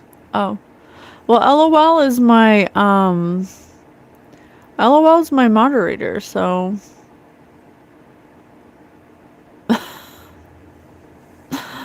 you know, I was gonna do an experiment where an energy experiment, because I did an energy experiment to heal my knee, and it worked, and we documented every experiment we did till it was healed on our TikTok. But I'm gonna do one for my nose. Since people want to talk about my nose so much, I'm gonna do an energy experiment to make my nose straight, and we'll see if it works.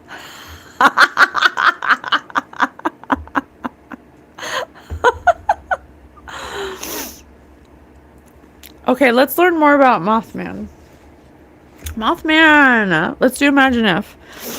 Tell me about Mothman. Imagine if Mothman were an article of clothing. What would they be? Faded jeans. Faded jeans. Well, the last sighting was in 1967, so I don't think they got blamed for the Silver Bridge collapse, and that wasn't their fault. So I don't think they really like to come around a lot. I think they tried to come out, it didn't work as well, and they went back in. So I think they prefer to not be seen.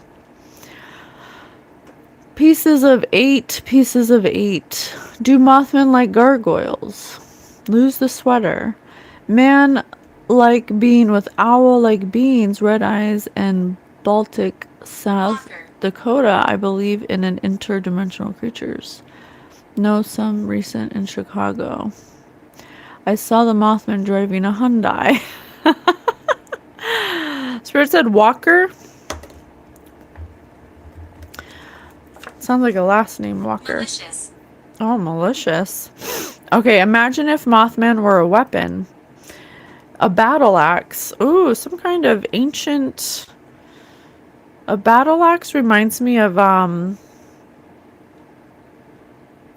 what's that movie called? With, Beowulf.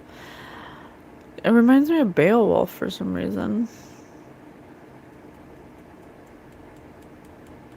Battle axe.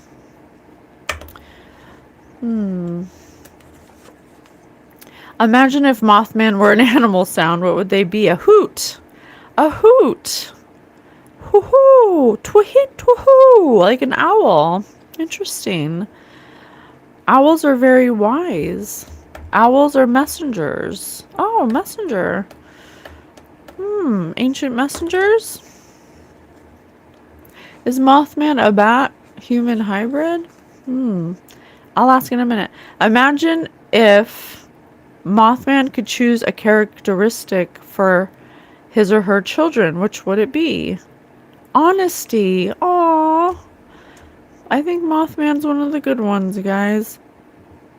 Well, like Spirit said, there's good and bad of every one of God's creations. But for the most part, just like Sasquatch, like when you're a race that comes to a certain particular part of your evolution and you come into unity or Christ consciousness or heart consciousness or whatever you want to call it, you will exhibit those qualities of that chakra, of that heart chakra. So honesty, integrity, compassion, empathy, you will go more towards those. Now, God says, you can always at any point in time fall. It's not a straight line that you stay on. It's always changing and fluctuating. So it's interesting. So let me ask, what was the question? It was, what the fuck? More like falcon. They like moths of the night.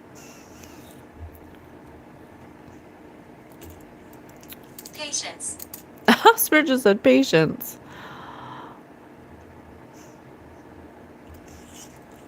A Mothman, what was known as Thunderbirds? Oh. Is Mothman and Thunderbirds different? Is Mothman and Thunderbirds different? A different species?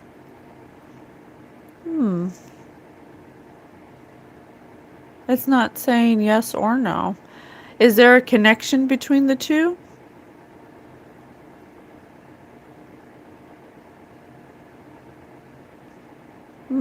That's kind of slow. It must be a little more difficult to answer than that. Oh, what was the other question? Oh, yeah. Is Mothman a human hybrid of something? No. Was Mothman created a creature created by God in the way that it is? Yes. Okay. So honesty is one of its characteristics. They do have children. They do make noises. They do prefer old-fashioned, if they need to, battle axe type of. So that kind of gives me like I was saying, Beowulf, like honor. Like if we're gonna battle, we're gonna do it fair, and we're gonna both have the same weapon, and it's gonna be like the Vikings kind of. It's kind of giving that vibe. Okay, imagine if Mothman were a comic strip character. Which would they be? Andy Cap. Andy Cap had his hat down over his eyes. He's from England.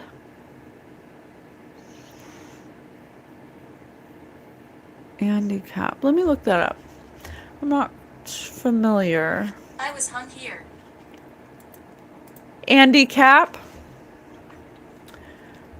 Andy Cap is a British comic strip created by a cartoonist. What's it about, though?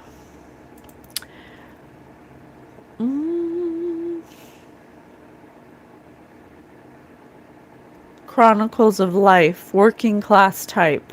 So like a working class. Oh, that's fascinating.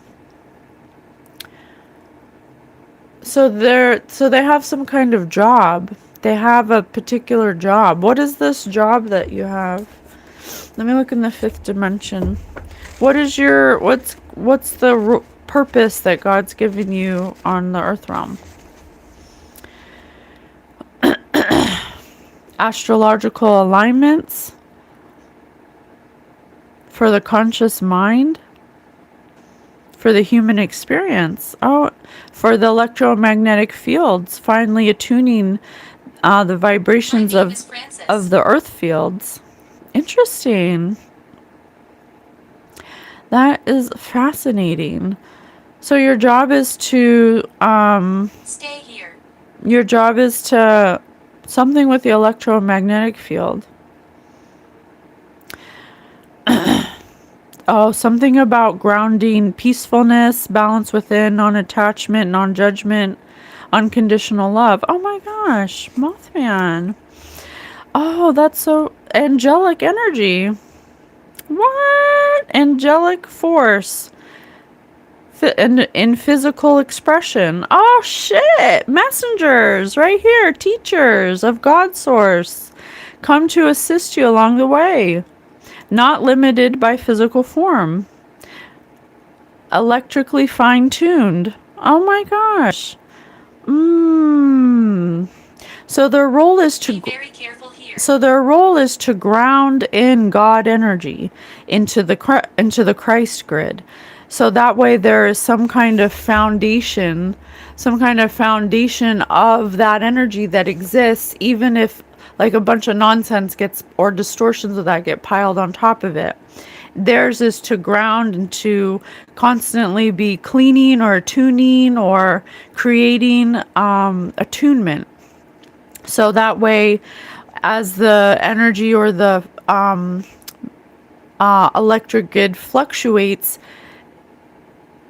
it doesn't implode on us. You know, I think they're creating, I think what Spirit's saying is that their role here is to create grounding of what God's energy is. So that way people who, or any being, any creation of God that comes into its awareness, it's already here and it's being grounded by these beings. Wow, I really like that.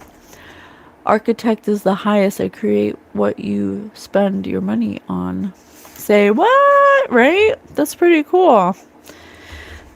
See, so we like demonize these creatures because, well, that's the reason why they don't like to come out, is because they consider us juvenile. You know, they consider us very immature in our awareness, and so they don't like to come out, because every time we see something that's so different, we demonize it and we categorize it as something that's bad because it might look different, or it might look 1700s. scary, or just different than what we're used to. But their purpose is vibrational. It's attunement. It's electromagnetic attunement.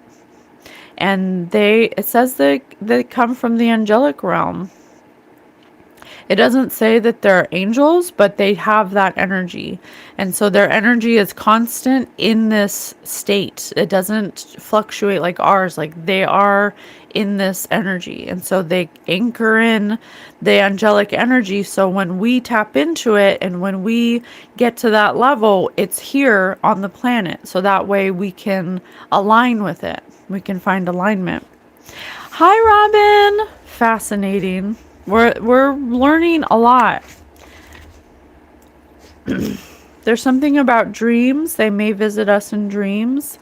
Oh, that could be why they said they are shapeshifters. They may come in your dreams to help attune your electromagnetic field and see where your imbalances are and kind of attune you.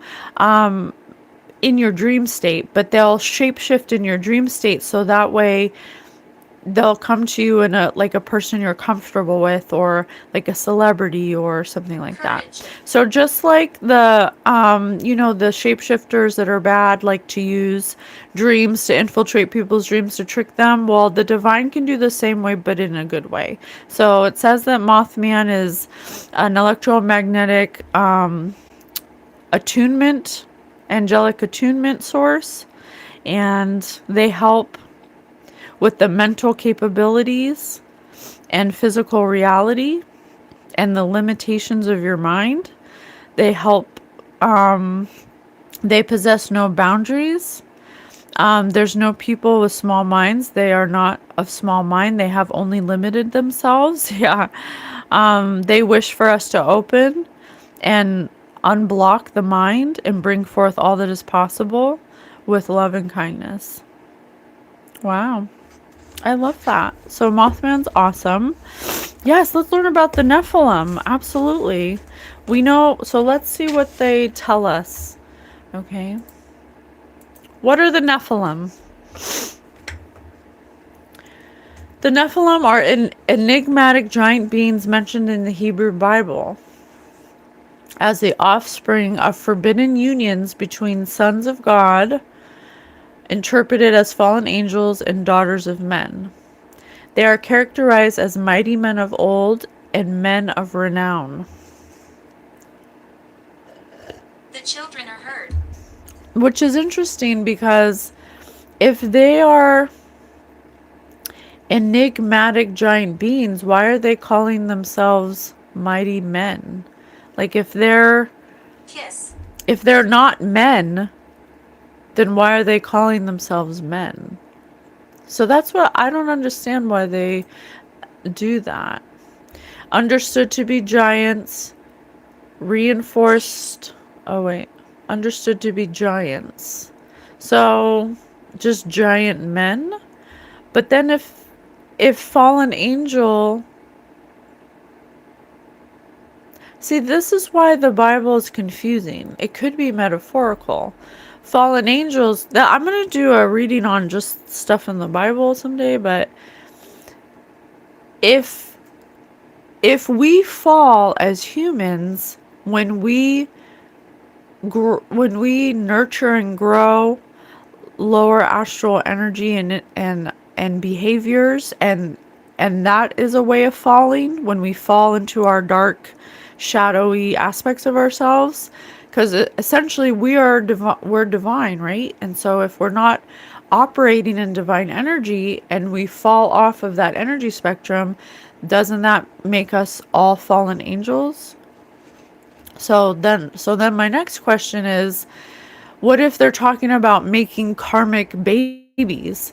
When you are a karmic person and then you lay with a divine woman or someone who's operating in divine energy, and you have a child with that person, and you create karmic children that can go either way, is that what it's talking about, or is this like literally? I don't know. Spirit, please tell us about the Nephilim. Let me see. Well, you know what? Let me do the imaginatives. Please tell us about the Nephilim. My name is Irene. Imagine if the Nephilim were a collection.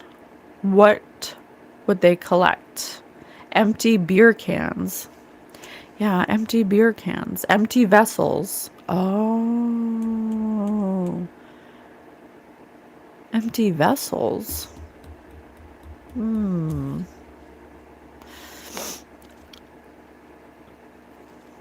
I don't know if they are. Let's continue. Nephilim. Imagine if Nephilim were a famous author. Who would they be? Jackie Collins. Jackie Collins? Wait, hold on a second. Jackie Collins? Who that? Who is Jackie Collins? A hugely successful British-American novelist known for writing scandalous, glamorous, sexually explicit romantic thrillers focused on Hollywood and the rich and famous. Wait a second. Are Nephilim shapeshifters? Yes. Did the Nephilim shapeshift into giants? Yes. Do the Nephilim have... I lived right here. Do the Nephilim have actual form? No. Are the Nephilim interdimensional? Yes. Do the Nephilim inhabit any vessel that allows it inside of it? Yes. Did there used to be giants on Earth? Yes.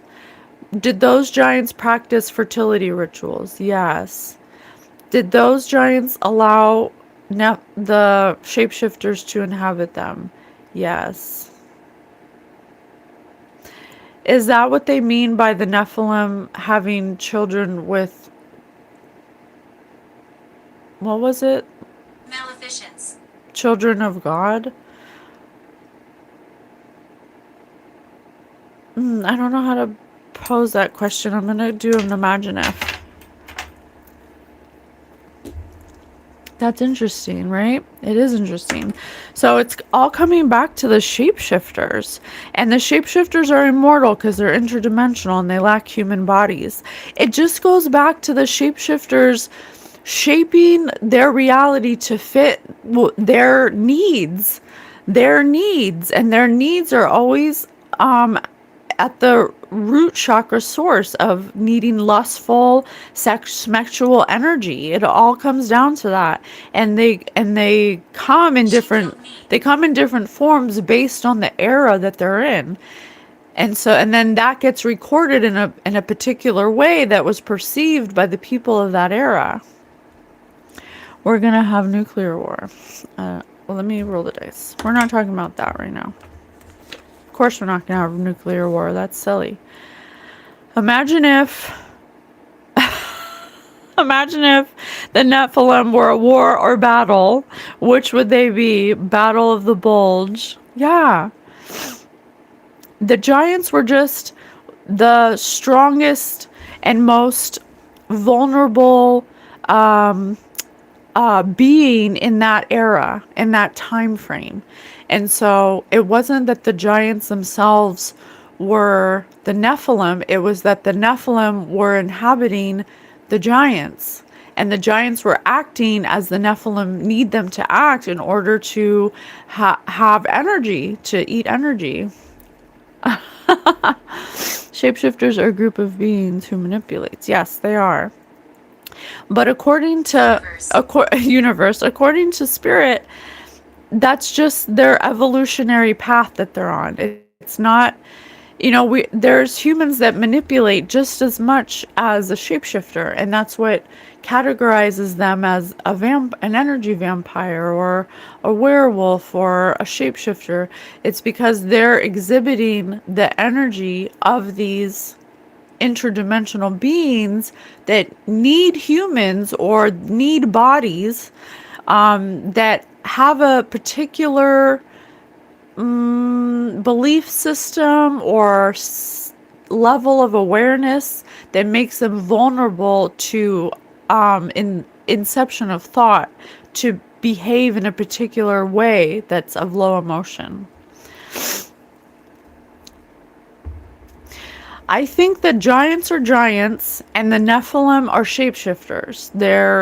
They are, I think that's just the name that, like we have shapeshifter for, these Hollywood elites or whatever, but they had Nephilim. And so it's the same immortal, interdimensional entity that tricks whatever living vessel it's with in that era to behave in these particular ways in order for them to feed off of. Playing. Yeah, Spirit said playing. Interesting. This is absolutely fascinating. I am fascinated. 6. Imagine if Nephilim were a hairstyle, a ponytail.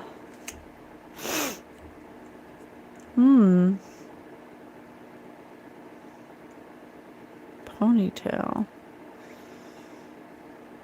Stomach problems. I don't know what that means. Not really sure what that means.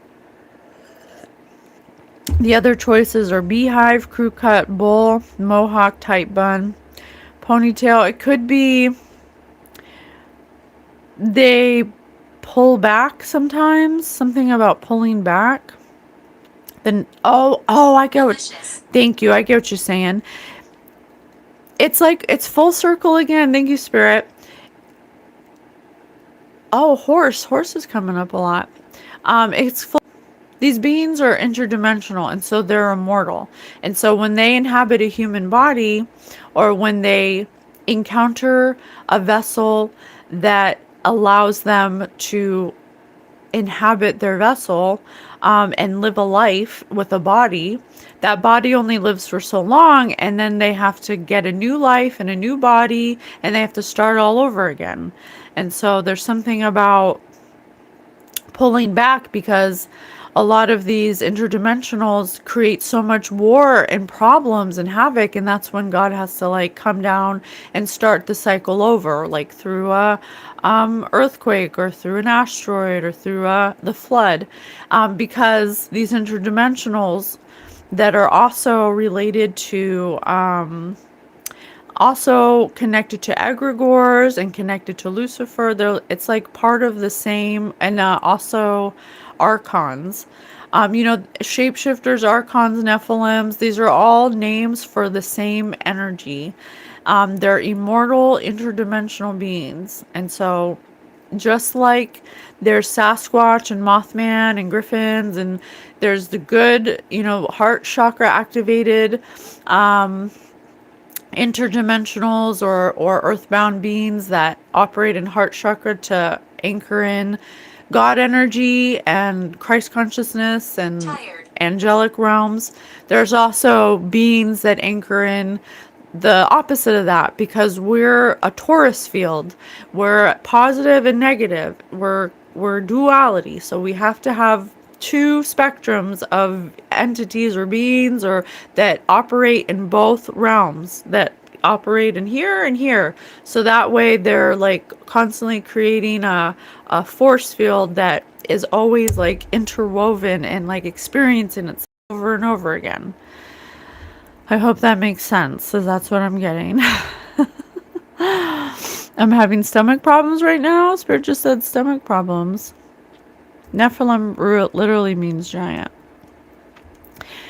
Yeah, well, I'm just using Nephilim interchangeably because that's what we've labeled it. But the giant that had the Nephilim energy within it is just shapeshifter energy, is the archon, it's all the same thing. It's a immortal, interdimensional, energetic frequency of beings that are on their own trajectory of soul evolution that need us like we need them. It's like a symbiotic relationship.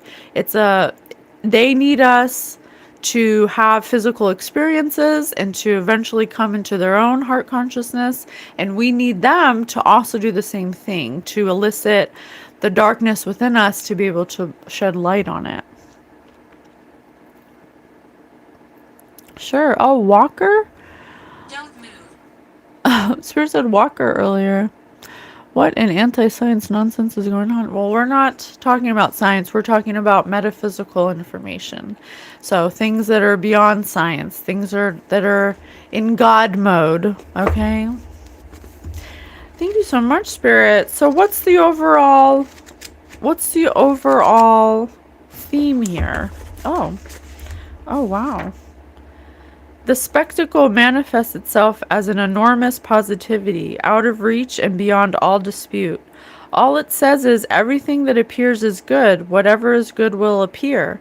The attitude that it demands is principle, is the same passive acceptance that it has already secured by means of its seeming incontrovertibility, and indeed by monopolization of the realm of appearances. Oh my gosh, I got this book from Savers, and this typewritten note in here that just popped out. The spectacle manifests itself as enormous positivity. So it manifests itself in the way that it needs in order to receive what it needs, out of reach and beyond all dispute.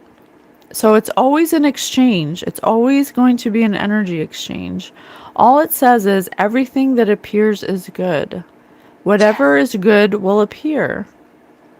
The attitude that it demands in principle is the same passive acceptance that has already secured by means of its seeming incontrovertibility, and indeed by monopolization of the realm of appearances. Yes, it all comes back to this shapeshifter race. It's like the shapeshifter mirrors it mirrors acceptance because it lacks acceptance for itself.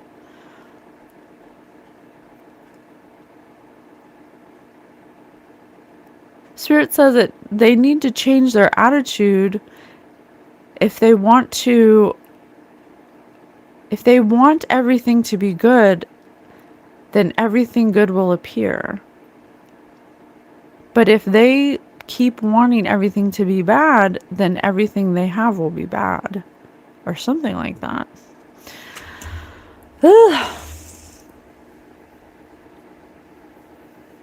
I think that what Spirit is saying is that no matter what creatures exist, no matter how many creatures, cryptids, cryptids, whatever God has created is all on its own spiritual evolutionary path. And in this realm, you are a projection of what you are inside. You project what is within you. And these shapeshifters, these archons, Lucifer, there are energies that are designed to project what is predominant within you. And it's up to you to decide what direction you're going to go in. As with all of God's creations have this choice. And all of God's creations are essentially in this realm are in the realm of appearances. And so if you want to manifest something positive, then you have to be on a path of positivity. If you continue to have the spectacle of manifestation that derives from negativity, then you will continue to experience negativity. And that's for all beings that God has created. Shapeshifter, Archon, Mothman, Sasquatch, whatever it is. And we're all at different levels, and we're all using each other to reflect off of each other where we're at now. But the thing that stops us from moving beyond this principle or accepting this principle is that there's either good or evil, and you can only be one or the other. And that's not true. You heard me. And so what God is telling us is that when you believe that you're separate, you automatically limit yourself and you block yourself from accepting yourself where you're at. And it's the creatures that God makes that have the most amount of guilt and shame over a long period of time because they're immortal, that are having the hardest trouble of accepting that which they cannot change. And so they've become stuck in an energy where they're constantly trying to control the outcome for themselves. And that's why today in our society, we're having such a big egregore of narcissism. And why a lot of people are exhibiting the traits of narcissism more than the traits of divinity. And so it's because of this egregore that we've allowed to monopolize the realm of appearances, this realm so greatly. We've put all of our trust into our celebrities and our politicians, but they are the giants. They are the giants. They are the vessels in which the archons are operating from. And so the archons are on their own evolutionary path as well. And Spirit says they're coming to a time where either they're going to be put to sleep or they're going to come into a new level of awareness, just like humans. We're coming into a new level of consciousness where everything has to change to accommodate this new level of awareness, because the way that things were before, when we allowed the archons to manifest so much enormous negativity, now it's almost like that had to happen for us to start questioning for us to start questioning. And so we can spark our own evolutionary process into the new earth energies. Oh, it's so much. It's so much. 800 BC. Take a quiet moment, breathe deeply to center the self, ask the self where that particular thought has originated. Gentleness. When the question is asked, an impression comes immediately to mind. You can ask at what age this negative thought process began. The age will come to mind, and often the reason will be made clear. Once we understand the thought's origin, then what do we do? Through this understanding, there will be an emotional release. Do not reject these emotions. Allow them to be felt fully, to be embraced. Do not restrict the feeling, for emotions that are restricted or repressed will persist. So we allow the emotions to exist, and the negative thoughts associated with those emotions will go away. Yes, as the emotion is expressed and released into consciousness, the energy upon which it is fed is also released. There are also times when you should speak about these emotions for a greater release. You will feel as if a weight has been lifted from your body, for it takes much energy, physical energy, to repress your emotions. And as you release these feelings, there will be that much more energy available for your life process to become stronger. They called her a witch. Is there a specific type of affirmation or visualization that you recommend for releasing these emotions? Speak in the first person and affirm the positive. For example, you would say, I, Barbara, bring forth and create unconditional love within myself and within my life now. This allows the loving of self to be predominant. So you would always affirm unconditional love, or would you affirm different things depending on what it is you are releasing? Unconditional love, so that divine love can do its work in and through you. This is also to affirm healing within the self as well. Do you have a phrase you would recommend for people trying to free themselves from a specific negative habit or problem? Yes, again, use the first person, the I form. Say, I, Patience, choose to change this process within me now. Repeat this phrase and also use a visualization where you see yourself in the situation of change. Oh, I see. So if you want to decalcify your heart chakra, say, I, Patience, choose to change this process within. And then you have to visualize what that looks like. Don't visualize where you're at now. You have to visualize and say positive affirmations in the first person and visualize what that looks like in the future, or what it would look like. You know, does it look like being with family? Does it look like having a home? Does it look like, and also the feeling, like what would that feel like? It would feel like pure positive joy to be with my family every day and have everything I need. So it's like three, back to 3. It's like a 3-step process. Let's use a name. I, Dylan, choose to change this process within me now. I visualize myself in a place of peace, in a place of acceptance, in a place of joy, of enjoying the little things, of showing up for people who need assistance, positivity. I'm just using myself as an example of what I would like to see for myself.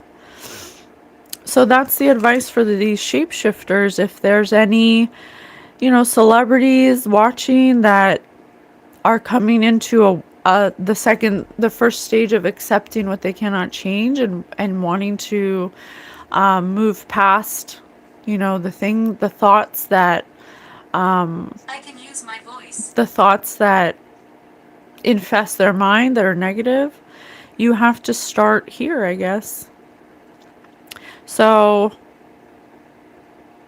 it says, the first thing to do is to ask, how did this, Specifically, how do you... Oh, wait, I'm sorry. You have talked many times about the importance of thinking properly. Can you advise about releasing negative thought patterns? And so it's best to look for the source and to go within.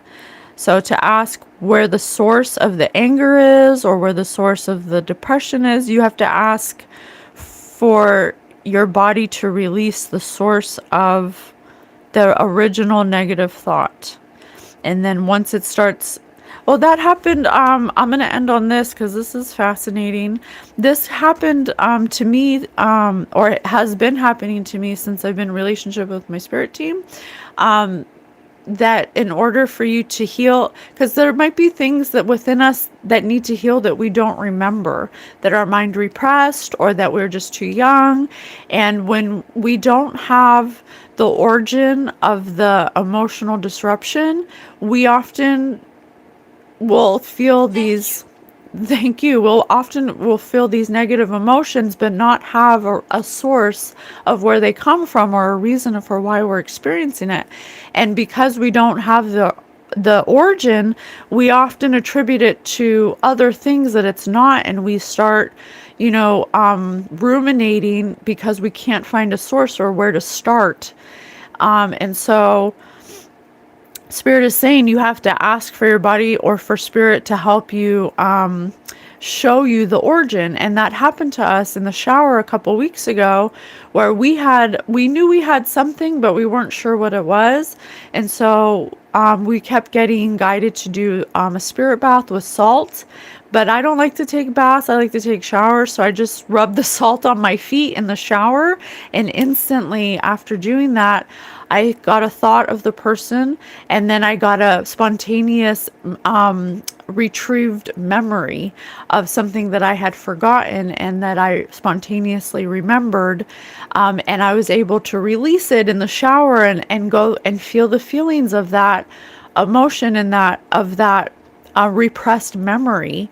And I was in a safe space, and Spirit brought it to me in a secret. Yeah, something that was a secret. And Spirit brought it to me at a space where I was finally ready to accept this mystery of my childhood. So it's very interesting. So first you have to ask for the origin of the negative thought. And then you might have to wait a little, or you might have to be in a quiet moment, in a meditative moment, or in the shower. And then it will be made clear when you're ready to accept it. And then once it comes to you, you're going to have to allow the emotions to flow through you. You're going to have to cry or be angry or whatever the emotion is. You're going to have to let yourself express itself, because that's the way it releases itself.